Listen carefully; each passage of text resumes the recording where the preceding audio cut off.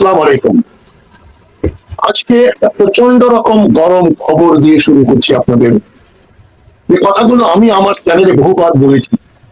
এই ভারত এখন চীন ও পাকিস্তান দ্বারা ঘেরাও হয়ে গেছে। এখন তার সঙ্গে বাংলাদেশও আছে।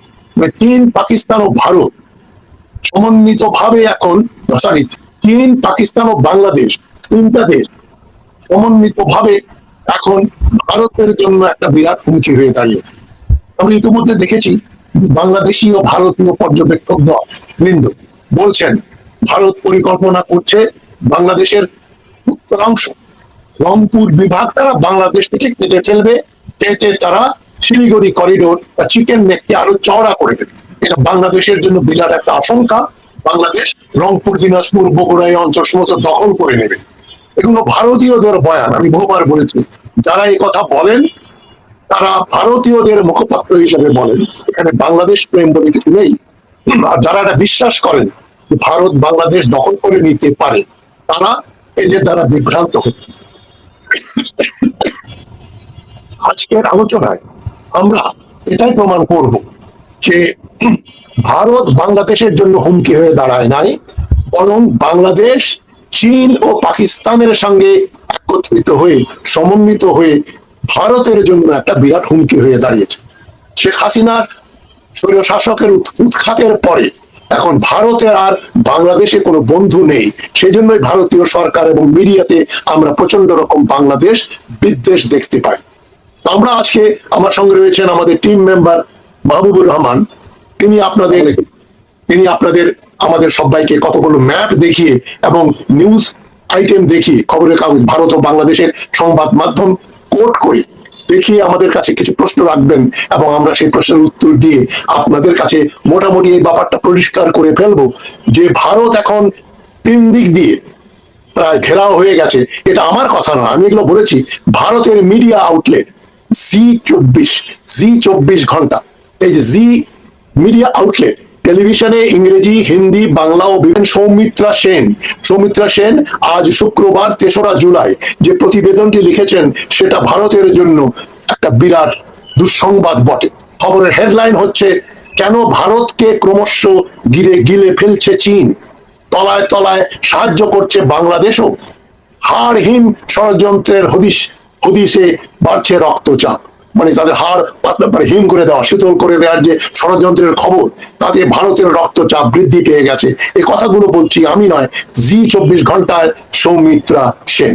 আসুন দেখা যাক কি রকম ডেভেলপমেন্ট হচ্ছে, যার ফলে ভারত এখন আতঙ্কিত, প্রচন্ড রকম আতঙ্কিত। আসসালামু আলাইকুম। শুরু করছি প্রথমে স্যার আমরা এইটা দিয়ে।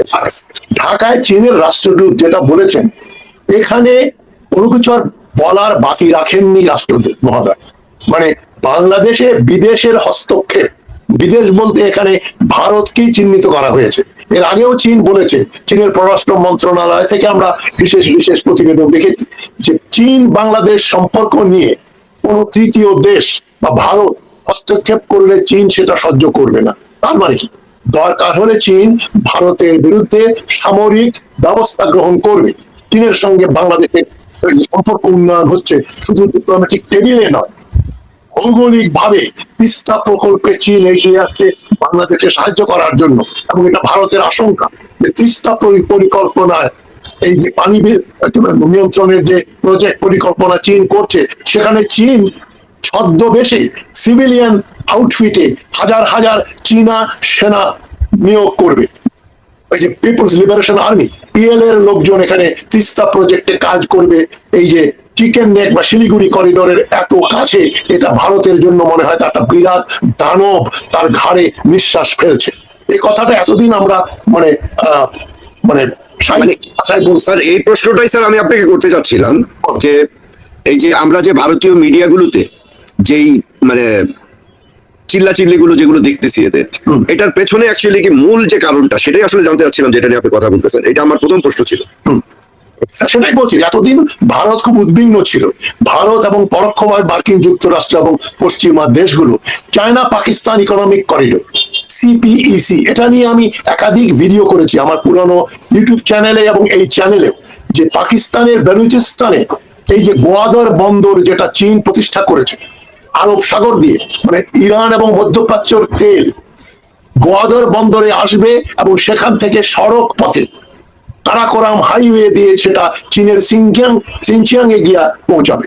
এই যে যোগাযোগ ইরান এবং মধ্যপ্রাচ্যের তেল, যেটা এতদিন মালাক্কা প্রণালীর উপর নির্ভরশীল, ইন্দোনেশিয়া এবং সিঙ্গাপুর মালয়েশিয়ার মাঝখানে যে প্রণালী, সেটা একটু সরু প্রণালী, সেটা ভারত বা মার্কিন যুক্তরাষ্ট্র যদি নিয়ন্ত্রণে নিয়ে নেয় তাহলে চীনের ব্যবসা বাণিজ্য আমদানি রপ্তানি চিরতরে বন্ধ হয়ে যাবে। সেই জন্য তারা গোয়াদর বন্দর বানিয়েছে।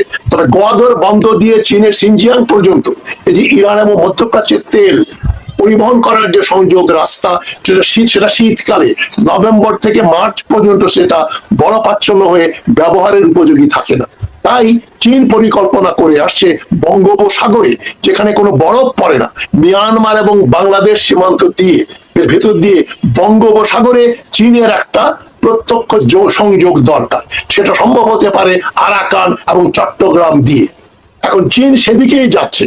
এখন একদিকে রয়েছে চায়না পাকিস্তান ইকোনমিক করিডোর পশ্চিম দিকে, আর একটা হচ্ছে এখন নতুন ডেভেলপমেন্ট, যেটা ভারতের জন্য যেটা হাড় হিম করে দেওয়া, ওদের হাড্ডি বরফে গলিয়ে দেওয়ার মতো ব্যাপার, সেটা হচ্ছে China Myanmar Bangladesh economic corridor, CMBEC। এই দুটো corridor, China Pakistan economic corridor Gwadar বন্দর দিয়ে চীনের সঙ্গে আরব সাগরের যোগাযোগ, ভারত মহাসাগরের সঙ্গে যোগাযোগ পশ্চিম দিকে, আর পূর্ব দিকে বাংলাদেশের সঙ্গে চীনের যে প্রত্যক্ষ যোগাযোগ, এটা প্রতিষ্ঠিত হতে যাচ্ছে China Myanmar Bangladesh economic corridor দিয়ে, CMBEC। পশ্চিম দিকেও দেখা গেল মার্কিন যুক্তরাষ্ট্র ও ভারত পরাভূত হয়েছে, এবং এখানে মার্কিন যুক্তরাষ্ট্রের দুটো, একদিক দিয়ে পাকিস্তান আরেক দিক দিয়ে বাংলাদেশের সঙ্গে সংযোগ, চীন এখানে মধ্যমণি। এটা ভারতের জন্য একেবারে ভারতের অস্তিত্ব, সার্বভৌমত্ব এবং ইন্টিগ্রেশন, ভারত এক দেশ থাকবে কি থাকবে না সেটা নির্ভর করবে চায়না পাকিস্তান ইকোনমিক করিডোর এবং চায়না মিয়ানমার বাংলাদেশ ইকোনমিক করিডোরে কি ঘটে তার উপরে। স্যার এইখানে আপনাকে স্যার আমি একটা স্যাটেলাইট, এই তাদের যে প্রযুক্তিতে তারা যে আগায়া, তারা যেভাবে তারা এই জিনিসগুলো তারা ইয়ে করছে, এটা একটা স্যার। আরেকটা জিনিস দেখেন, এই যে নিয়ে গেল এই বয়ানের সত্যতা নিয়ে হচ্ছে মূল প্রশ্নটা আর কি। এই ধরনের এই ব্যাপারটা তুমি আবার দেখাও, কোনো অংশ নয়, ওটা চীনের শতভাগ নিয়ন্ত্রণে, যেটা ভারতীয় মিডিয়া এবং সরকার করছে না, মুখে কুলুপ দিয়ে চুপচাপ বসে আছে। কারণ ওটা যদি যে ওখানে চীন ঘাঁটি করে রেখেছে, আর্টিলারি বেস, গ্যারিসন, ক্যান্টন হচ্ছে চীন মিয়ানমার বাংলাদেশ ইকোনমিক করিডোর। এই যে মিয়ানমারের ভেতর দিয়ে ঢাকা থেকে তাদের হাড় কাঁপানো সংবাদ, তো এই ঘটনাগুলো ঘটছে।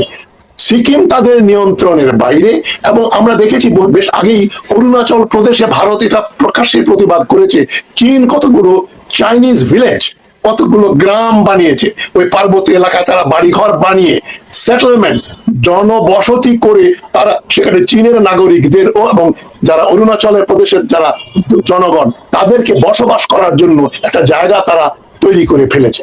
মানে ভারত থেকে অরুণাচল প্রদেশকে যে বিচ্ছিন্ন এর কাছ থেকে কেড়ে নিয়েছিল, কেড়ে একটা লাইন ড্র করেছিল, ম্যাকমোহন লাইন, এটা বোধহয় 1914 সালে লাইন করা হয়েছিল।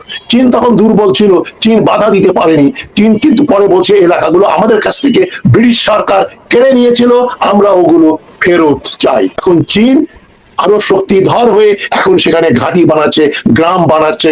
সিকিমে এখন চীনা সৈন্যদের ক্যান্টনমেন্ট তৈরি হয়েছে ভারতীয় এলাকার ভেতরে। ভারতকে দখল করে নেবে এটা শুধু ভবিষ্যতের ব্যাপার না, এটা একটা প্রেজেন্ট টেন্স, মানে প্রেজেন্ট পারফেক্ট ভাব হয়ে গেছে এটা, মানে এটা পুরোপুরি ঘটনা ঘটে গেছে, কিন্তু ভারত মুখ খুলে বলতে পারছে না। তবে G24 মিডিয়া আউটলেট কথাটা বলেই দিল, কেন ভারতকে ক্রমশ ঘিরে ফেলছে চীন। এটা আজ 3রা জুলাই শুক্রবারের খবর, এবং তার সঙ্গে ভারতীয় মিডিয়া বলছে তলায় তলায় সাহায্য করছে বাংলাদেশও। সুতরাং হাসিনা চলে যাওয়ার পরে তারেক রহমানের সরকারের সঙ্গে যে চীনের সৌহার্দ্য এবং সম্পর্ক উন্নয়ন ঘটছে খুব দ্রুত গতিতে, এটা ভারতের জন্য সমূহ শঙ্কার কারণ। যে জন্য দেখবেন ভারতপন্থী বাংলাদেশি ইউটিউবরা তারা এখানে গুজব রটিয়ে বেড়াচ্ছে, ভারত কিন্তু আমাদের উত্তরবঙ্গ দখল করে নেবে। এটা কি স্যার আপনি কি মনে করেন, এটা কি স্যার আপনি কি মানে একটা ষড়যন্ত্রের অংশই মনে করেন ব্যাপারটাকে, তাই না? অবশ্যই ষড়যন্ত্রের অংশ। যে সকল বাংলাদেশি ইউটিউবার ইউরোপ থেকে আমেরিকার থেকে যে অপপ্রচার করছে, ভারত কিন্তু খুব শক্তিধর। এইখানে গাইবান্ধায় তারা রাম মূর্তি বানিয়ে, মন্দির বানিয়ে এখানে দখল করে জায়গাটা কেটে দেবে। ভারতীয় কিছু জেনারেল, রিটায়ার্ড জেনারেল এবং থিঙ্ক ট্যাঙ্কের লোকজন এই কথা বারবার বলছে, আমরা হয় রংপুর বিভাগ কিনে নেব বাংলাদেশের কাছে, যদি বিক্রি না করে তাহলে আমরা সৈন্য পাঠিয়ে এলাকাটা কেটে দেব। পশ্চিমবঙ্গের সঙ্গে গোয়ালপাড়া, আসাম অঞ্চলের একটা রাস্তা করে ফেলবে রংপুরের ভেতর দিয়ে। সুরতাল তাহলে স্যার সব মোটামুটি তাদের একই রকম। একই রকম। ওই প্যারিস নিবাসীকে আমি বলি, অনেকে বলে আপনি তার বিরুদ্ধে কথা বলেন কেন? কারণ সেই ব্যক্তি বাংলাদেশের বিরুদ্ধে পরোক্ষভাবে কাজ করে যাচ্ছে। ভারত যেটা বলে সেটা তার ইউটিউব আউটলেট দিয়ে সে বাংলাদেশিদের মগজ ধোলাইয়ের জন্য অপপ্রচার করছে। ভারত কিন্তু খুব শক্তিধর, নিয়ে নিল রংপুর বিভাগ। এখন দেখা যাচ্ছে উল্টো ব্যাপারটা, যেটা আজকের আলোচনার যে টাইটেল, যে বাংলাদেশই এখন ভারতের জন্য একটা হুমকি হয়ে দাঁড়াচ্ছে চীন এবং পাকিস্তানের সহযোগিতায়। যেটা এটা যদি আমাদেরকে আরেকটু যদি স্যার বিশদে যদি যদি করতেন, যে এই যে মানে কিভাবে সামরিক ভাবে কিভাবে এটা কাজ করে আর কি। না, এই কদিন আগে তারেক রহমান যখন চীনে গেলেন, এই গ্রেট পিপুলস হলে চীনের প্রেসিডেন্ট শি জিনপিং তারেক রহমানের সাথে সাক্ষাৎ করেন এবং সেখানে বক্তৃতা দেন। তিনি বাংলাদেশকে, তারেক রহমানকে জানিয়ে দিয়েছেন আঞ্চলিক যোগাযোগ ও বাণিজ্য যৌথভাবে বৃদ্ধি পাবে চীন বাংলাদেশ, এই চীন মিয়ানমার বাংলাদেশ এই পরিকল্পনায়। এবং এটা হচ্ছে এখন China Myanmar Bangladesh economic corridor পূব দিকে, আর পশ্চিম দিকে অলরেডি আছে চায়না পাকিস্তান ইকোনমিক করিডোর। এই করিডোর ভাঙতে হলে মার্কিন যুক্তরাষ্ট্র সহ যত বৈরী দেশ আছে চীনের, তাদের সমন্বিতভাবে চেষ্টা করতে হবে, যুদ্ধ করতে হবে।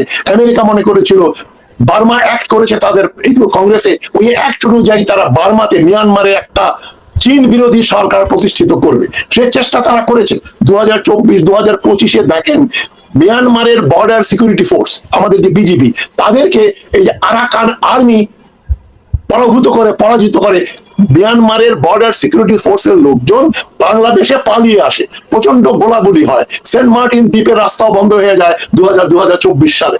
সে ঘটনা এখন রিভার্স করেছে। চীন ওখানে কয়েক ডিভিশন সেনা মোতায়েন করে মিয়ানমারকে 100% চীনের নিয়ন্ত্রণে নিয়ে নিয়েছে।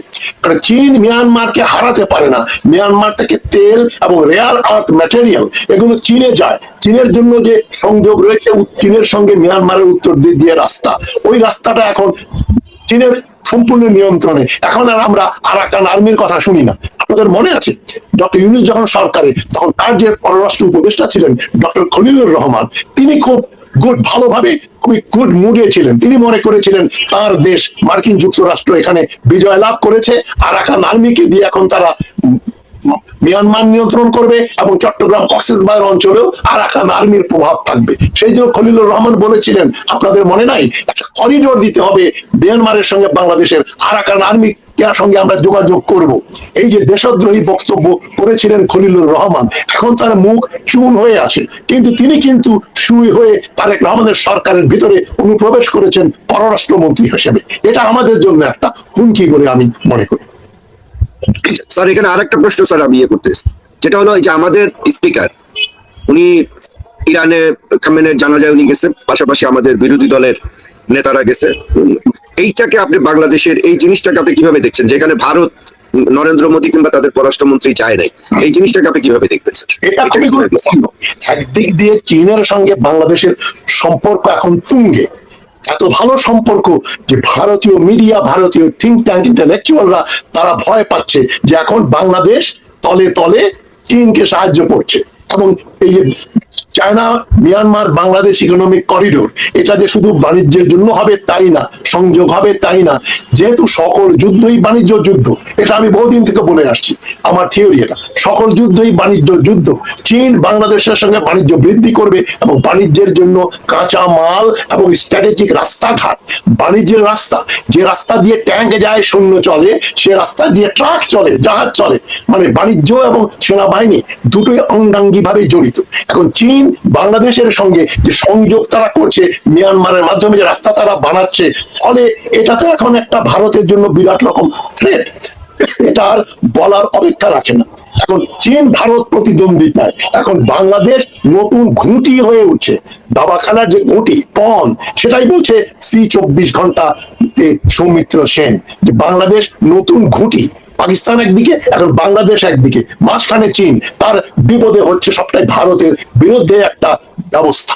এটা এই আগামী 2-4 বছরের ভেতরেই এই অঞ্চলের জিওপলিটিক্স এবং জিওগ্রাফি, পলিটিক্যাল জিওগ্রাফি, রাজনৈতিক ভূগোলের পরিবর্তন আসবে।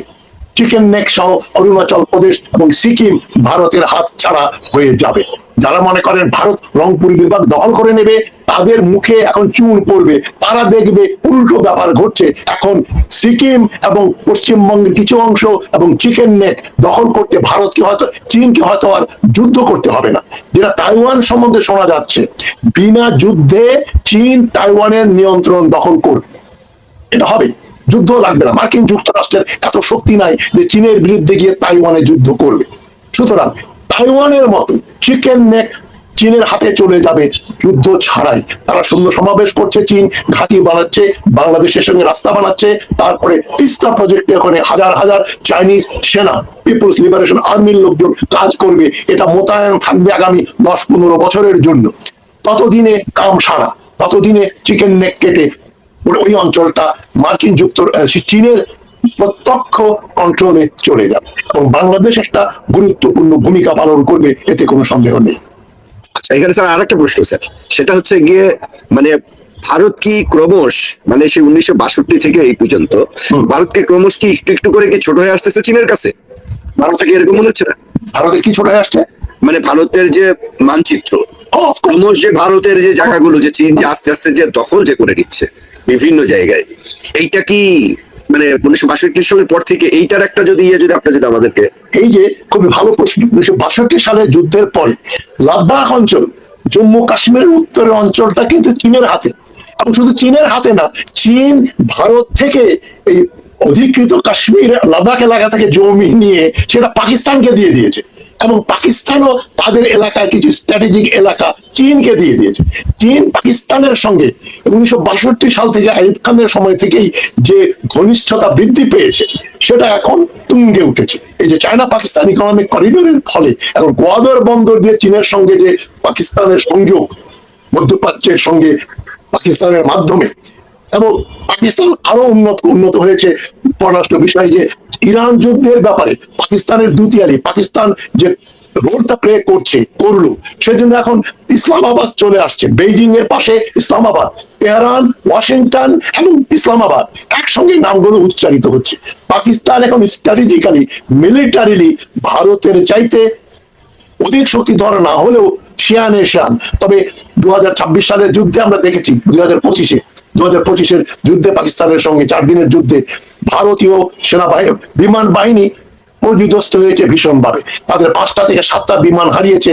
পাকিস্তান তাদের বর্ডার ক্রস না করে কয়েকশো কিলোমিটার দূর থেকে তারা ইলেকট্রনিক্যালি ডিভাইসগুলো, ভারতের বিমানের ডিভাইসগুলো বন্ধ করে দিয়ে ভারতের বিমান ভূপাতিত করেছে। সুতরাং এখন এটা আর কোনো থিওরিটিক্যাল ব্যাপার না, প্র্যাকটিক্যাল। ওই যুদ্ধটা স্যার একটু থামিয়ে স্যার ইয়ে করছি, ওই যুদ্ধটা স্যার যেটা আমেরিকা যেটা বলছে, ট্রাম্প যেটা বলতো যে ওই যুদ্ধটা সে বন্ধ করছে, ওই রাতে $2.5 বিলিয়ন মার্কিন ডলার IMF ভারতকে ইয়ে করে।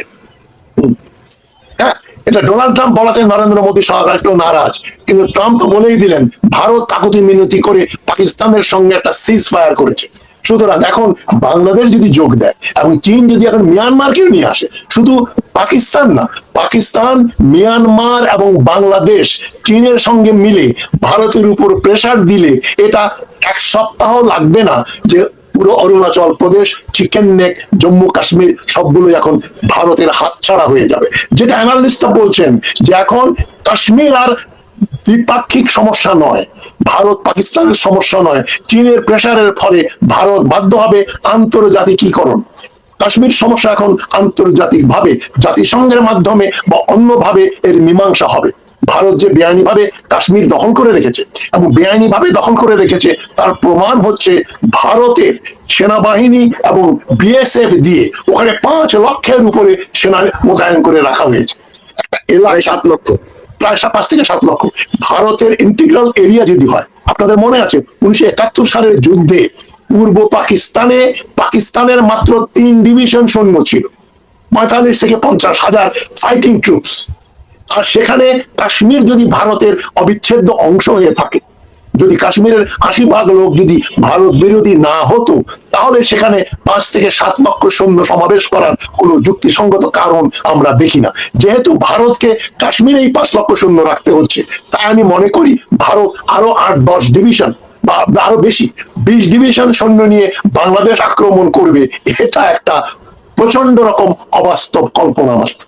বাংলাদেশকে ভারত আক্রমণ করবে না, করলেও ভারত বহু খণ্ডে ছিন্ন ভিন্ন হয়ে যাবে। এগুলো এখন ভারতীয় মিডিয়াই বলছে যে ভারতকে চারদিক দিয়ে ঘিরে ফেলেছে পাকিস্তান ও চীন, সঙ্গে রয়েছে বাংলাদেশ এবং মিয়ানমার।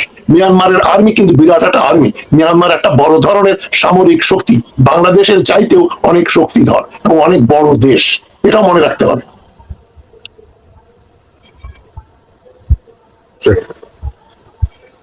লাস্ট একটা স্যার প্রশ্ন স্যার করতে চাচ্ছি, সেটা হচ্ছে এই যে রোহিঙ্গার ব্যাপারে যেটা যেটা আসছে, যে চীন কিভাবে মানে রোহিঙ্গাদের ফেরত পাঠাবে চীন আর কি। খুবই সুন্দর প্রশ্ন। মানে ওই যে G24 কিন্তু প্রশ্ন করেছে বাংলাদেশের কি লাভ।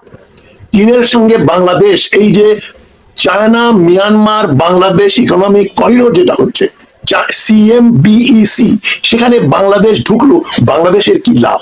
প্রথমত চট্টগ্রাম ও মোংলা বন্দর তো শেখ হাসিনা ভারতকে দিয়েই দিয়েছিল। এই চট্টগ্রাম ও মোংলা বন্দর এখন চীনের মাধ্যমে বাংলাদেশের নিয়ন্ত্রণে চলে আসবে, 100% নিয়ন্ত্রণে। এখন চীন এ ব্যাপারে খুবই গুরুত্বপূর্ণ ভূমিকা পালন করছে এবং চীন বাংলাদেশকে নিশ্চিত করেছে যে আমরা মিয়ানমারকে বলে এই যে প্রায়